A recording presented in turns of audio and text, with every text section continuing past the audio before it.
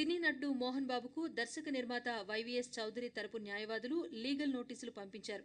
Salim cinema సమయంలో తనకిచ్చిన check bounce అయిందని కేసు వేసిన వైవీఎస్ చౌదరికి అనుకూలంగా ఇటీవల కోర్టు తీర్పు ప్రకటించిన సంగతి తెలిసిందే.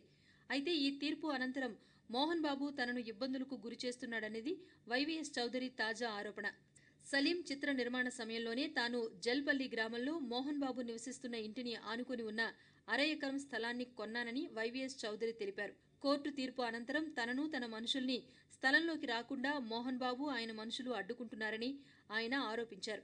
కష్టార్జితంతో తాను కొనుక్కున్న ఇంటి స్థలం విషయంలో ఆయన సమస్యలు సృష్టిస్తూ ఉండటంతో ఇన్నేళ్లుగా జరుగుతున్న ఉదంతాలపై శాశ్వత పరిష్కారం కోసం న్యాయ నిపుణులను ఆశ్రయించినట్లు వైవీఎస్ తెలిపారు. పూర్తి వివరాలకై తమ న్యాయవాదులు ఆయనకు పంపిన లీగల్ నోటీసును ఈ లేఖతో జత చేస్తున్నట్లుగా వైవీఎస్ చౌదరి ఓ లేఖను విడుదల చేశారు. ఇంకా ఆయన మాట్లాడుతూ, సలీం చిత్రానికి దర్శకత్వ బాధ్యతలు నిర్వర్తించినందుకు గాను నా పారితోషికంలో 40,50,000 రూపాయలు మోహన్ బాబు నాకు బాకీ పడ్డారు. ఆయన ఇచ్చిన చెక్ బౌన్స్ అయింది. ఆ విషయమై నేను న్యాయస్థానాన్ని ఆశ్రయించగా 9 సంవత్సరాల అనంతరం ఈ నెల 2న హైదరాబాద్ ఎర్రమంజిల్ 23వ స్పెషల్ మెజిస్ట్రేట్ కోర్టు నాకు అనుకూలంగా తీర్పు ఇచ్చిన సంగతి తెలిసిందే.